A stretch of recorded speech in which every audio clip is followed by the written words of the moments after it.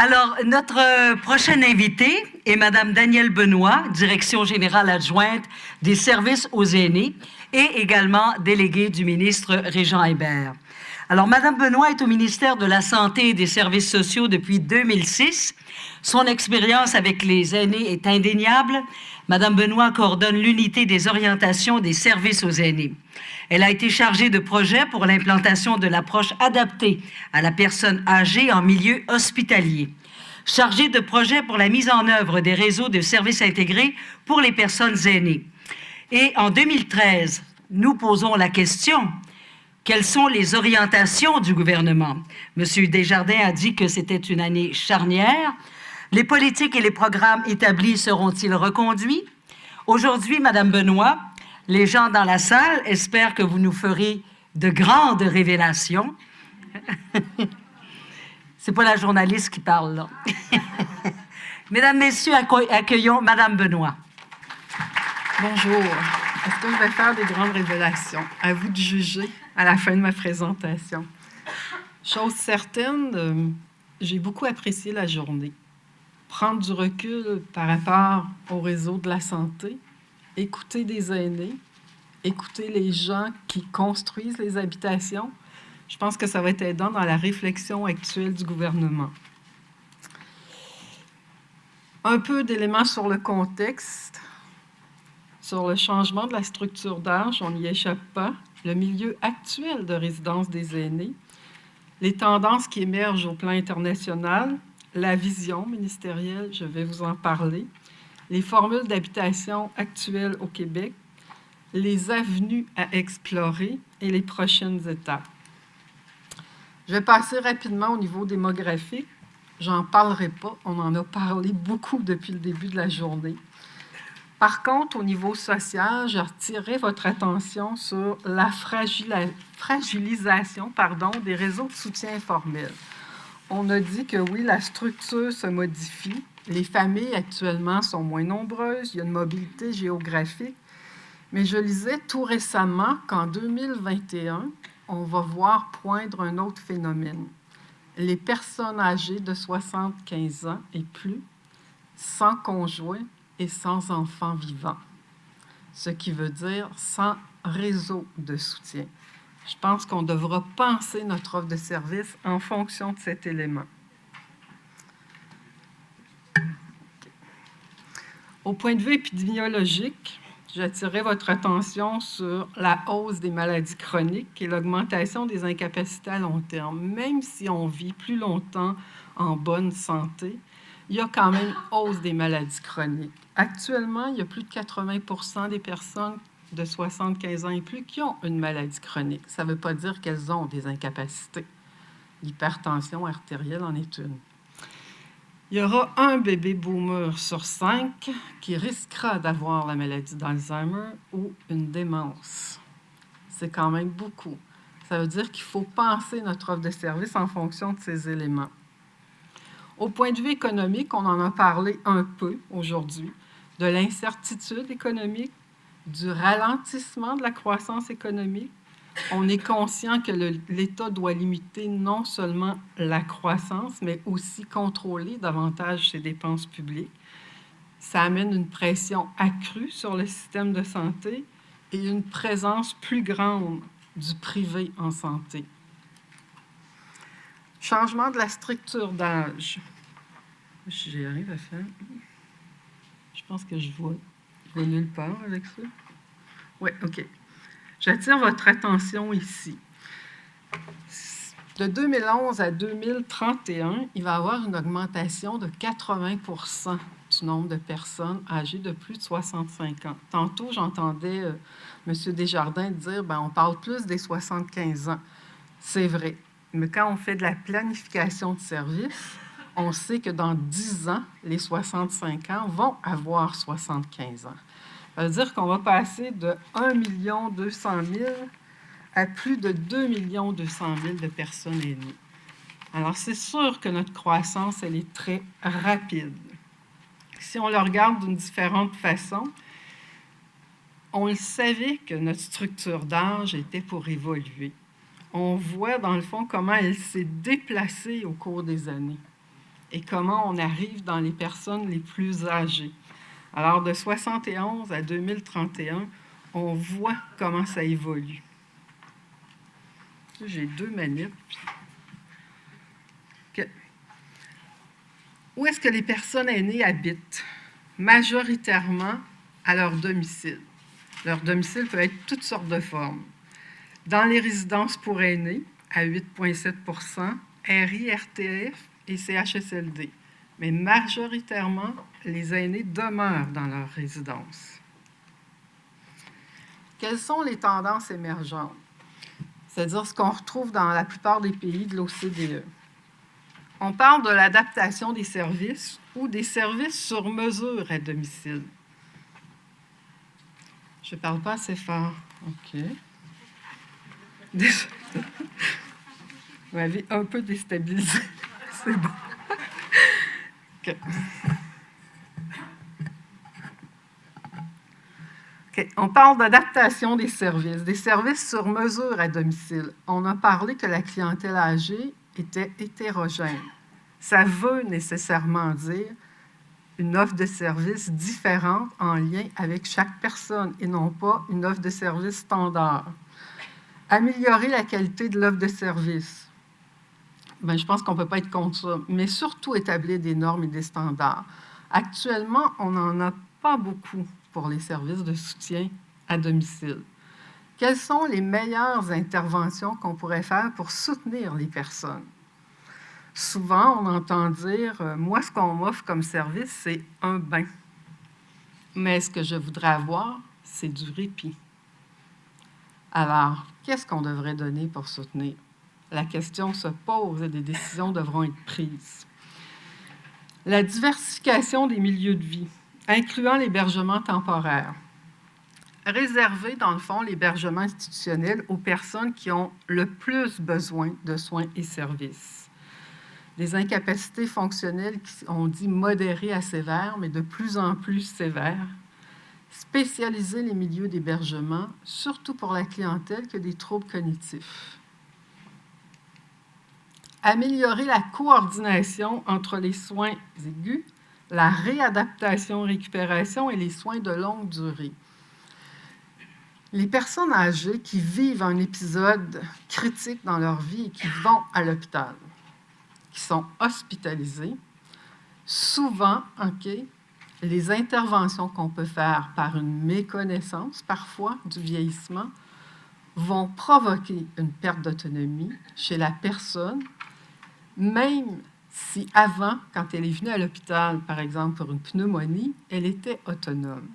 On doit revoir nos façons d'intervenir dans le milieu hospitalier. On doit mobiliser, hydrater, s'assurer que les personnes nous comprennent, s'assurer qu'elles sont orientées. On dit cela, je recommence, la littérature dit que pour une journée alitée, ça prend 3 jours de réadaptation. Alors, il faut vraiment changer nos façons de faire. Il faut mettre en œuvre aussi des mesures liées au recrutement, mais aussi au maintien en emploi de la main-d'œuvre. On a des défis, oui, de recrutement, mais aussi des défis pour maintenir la main-d'œuvre. Que ce soit par les programmes de formation dans nos universités, nos collèges, nos écoles secondaires, ou par la formation en continu, par nos conditions de travail. Et la diversification des fournisseurs de services. Quelques modèles émergents. L'approche « aging in place ». Je n'ai pas trouvé une bonne traduction. Ça ne veut pas dire vieillir sur place. C'est pas ça que ça veut dire. Ça veut dire continuer à vivre dans sa communauté, mais dans une communauté intergénérationnelle où les services de proximité sont disponibles. La pharmacie, l'épicerie, le coiffeur, la banque. Au Danemark, aucune nouvelle maison de retraite, c'est ce que nous, on appelle nos centres d'hébergement de soins de longue durée, depuis 1980. Investissement massif des lieux de vie intermédiaires, ce qu'on pourrait appeler nos résidences intermédiaires, les résidences privées pour aînés. et l'intégration des services communautaires dans ces services d'hébergement et des visites préventives pour toutes les personnes de 75 ans et plus. Ça nous fait réfléchir à l'heure actuelle. Les pompiers passent une fois par année pour les détecteurs de fumée. Qu'est-ce qu'on fait pour prévenir les chutes chez les personnes aînées? Pourquoi on ne visite pas les domiciles pour donner des conseils sur les carpettes, sur la médication? On ne fait pas ça. On s'est posé la question, est-ce que ce serait quelque chose de gagnant pour prévenir les incapacités et les pertes d'autonomie? En France, ils ont des habitats évolutifs équipés de solutions domotiques. On en a parlé un petit peu ce matin. Par exemple, une personne se lève dans la nuit pour se rendre à la salle de bain. Il y a un éclairage minimal qui, dès le lever de la personne, s'allume pour la guider pour pas qu'elle chute. Il y a aussi des dispositifs pour les rondes cuisinières qui, après un certain temps, vont s'éteindre automatiquement. On aura à réfléchir aussi. En Suisse, beaucoup le concept habitat intergénérationnel. Là aussi, beaucoup de structures intermédiaires, mais une prise en charge des personnes aînées que l'on dit fragiles. Fragile veut dire pas d'incapacité. Mais quand on regarde la littérature, ça nous dit qu'une personne âgée de 75 ans qui se présente à l'urgence en pleine forme est tout de même plus vulnérable qu'une personne d'âge moyen. Elle est plus angoissée, elle se trouve dans un environnement qu'elle ne connaît pas, elle perd ses repères. Alors, ça a un impact sur sa situation. Au Royaume-Uni, on parle d'alternatives à l'hébergement, mais aussi d'un soutien financier aux résidents et l'implication importante du communautaire. Si on regarde ça, on voit que moins d'hébergement institutionnel, plus d'implication du communautaire, un soutien financier, puis le développement de plusieurs formules. La vision ministérielle. Le soutien à l'autonomie, ça concerne les personnes aînées et leurs proches. 3 axes. La prévention des incapacités pour préserver la qualité de vie, l'amélioration de l'état de santé, l'autonomie et la qualité de vie, et le maintien de l'autonomie et la qualité de vie. Et quand on parle de prévention d'incapacité, ce n'est pas avant de perdre son autonomie, c'est tout au long de sa vie. Ma mère a fait un ACV, il n'y a pas très longtemps, avec des séquelles mineures. La semaine dernière, elle me disait « J'ai pas fait de bicyclette stationnaire, j'ai plus de difficultés à marcher cette semaine. » Elle recommence à faire de la bicyclette stationnaire pour pouvoir se mobiliser. C'est aussi ça, la prévention des incapacités. Des services fournis là où la personne réside, c'est la volonté du ministre. Qu'ils soient mieux coordonnés. On a débuté l'implantation d'un réseau de services intégrés, c'est notre jargon ministériel. L'objectif visé par ça, c'est d'éviter une rupture de service entre le domicile, l'hôpital, le retour à domicile pour s'assurer que tout le monde est bien coordonné, on connaît la personne et on est capable de suivre sa trajectoire. Et pour lesquels l'accès est simplifié. Le ministre nous demande de simplifier les accès aux services. Ce matin, j'entendais quelqu'un dire « c'est pas simple avec le réseau pour avoir des services, c'est difficile d'y avoir accès ». Des services adaptés aux besoins. On est en pleine réflexion pour revoir l'offre de services. Quand on dit est-ce que les programmes vont être conduits tels qu'ils sont aujourd'hui, si on veut s'adapter aux besoins, ils devront probablement être révisés. Et c'est ce qu'on est en train de regarder. Comment on peut faire pour davantage soutenir pour tout ce qui est en ambulatoire, centre de jour, hôpital de jour, à domicile, quand on parle de la phase post-aiguë, après l'hôpital. Qu'est-ce qu'on peut mettre en place pour retourner davantage de personnes directement à domicile, avec plus de services, dans des situations sécuritaires, bien entendu, mais éviter les nombreux transferts qui se passent actuellement. Convalescence lourde, convalescence mixte, convalescence légère, récupération, réadaptation, Je pense que là, il est temps qu'on regarde tout ça. Comment on peut être plus efficace?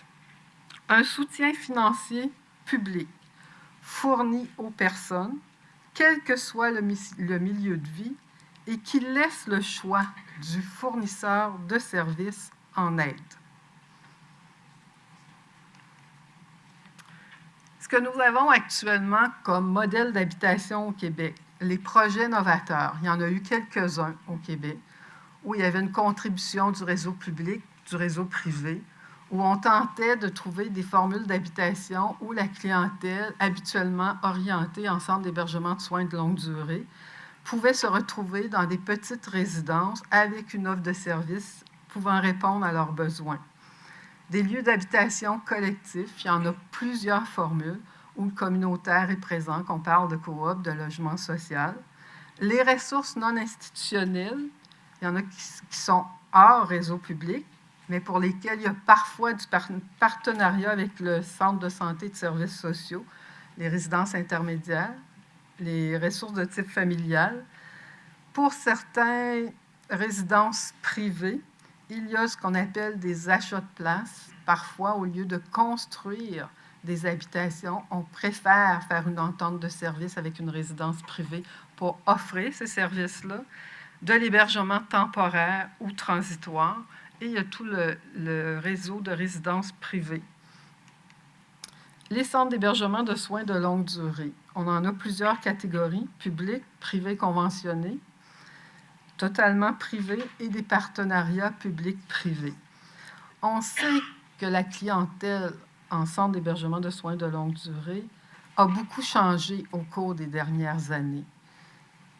Il y a des travaux qui sont en cours actuellement pour revoir cette offre de service-là et l'adapter. On voit que la clientèle ayant des troubles cognitifs ou des troubles de comportement liés au déficit cognitif est de plus en plus présente et on doit s'assurer que le personnel qui y travaille ait les compétences et ait la formation nécessaire pour donner les meilleures interventions. Ce n'est pas qu'ils ne le font pas à l'heure actuelle, c'est qu'il faut davantage les outiller parce que cette clientèle-là risque de grandir au fur et à mesure. Les avenues à explorer. Je ne sais pas qui l'a dit tantôt, mais l'État ne peut assumer à lui seul les impacts du vieillissement rapide de la population. Notre défi, trouver un équilibre entre les questions qui relèvent de la responsabilité individuelle et familiale, de la responsabilité des communautés et de la responsabilité gouvernementale. Quand on parle d'offres de services d'habitation au Québec, nous sommes en train de revoir notre offre de services. On se questionne à l'heure actuelle, est-ce que la gamme des ressources que l'on a, elle est assez diversifiée et complémentaire? Quelles sont les autres formules qui pourraient être pertinentes? Quel type de ressources pourrait accueillir les personnes aînées et faire en sorte que tout au long de leur vie, peu importe la condition, la perte d'autonomie, la personne puisse rester dans ce quartier. On en a parlé beaucoup aujourd'hui. Et comment nous, comme réseau de la santé, on peut contribuer au service. Est-ce qu'elle permet une réponse à des besoins différents et évolutifs dans le temps? Est-ce qu'elle permet d'offrir une intensité variable en fonction des épisodes de vie? Je reviens d'une opération pour une fracture de hanche.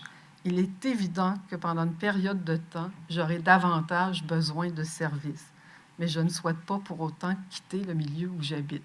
Comment on va faire pour répondre à ça? Qui va être capable de donner l'intensité? Quels vont être les meilleurs services, que ce soit de la réadaptation? Est-ce qu'il y a des formules différentes? La télésurveillance, la télé-réadaptation? On regarde tous ces éléments-là pour s'assurer, dans le fond, de respecter le choix de la personne. Les prochaines étapes. Avril 2013, dépôt d'un livre blanc sur le régime d'assurance autonomie. C'est en lien avec le soutien financier pour que la personne puisse choisir son fournisseur d'aide. Printemps 2013, les consultations régionales. Automne 2013, commission parlementaire. Hiver 2014, diffusion d'une politique nationale de soutien à l'autonomie et bien entendu d'une offre de service et du projet de loi. Je termine avec un extrait du cadre de référence sur l'approche adaptée à la personne âgée en milieu hospitalier, probablement écrit par Dr Marie-Jeanne Cargoat, qui est gériatre. Les personnes aînées sont d'actualité. Partout, on commente leurs conditions de vie, leurs aspirations, leur isolement, leurs besoins. Et qui plus est, dans le monde occidental, la question des soins et services à apporter à la population aînée est débattue, discutée, scrutée. Le nombre grandissant de personnes aînées et le développement des connaissances à leur sujet exigent une révision et une réorientation de nos façons de voir, de traiter, de soigner et surtout d'accompagner les personnes aînées et leurs proches. Merci.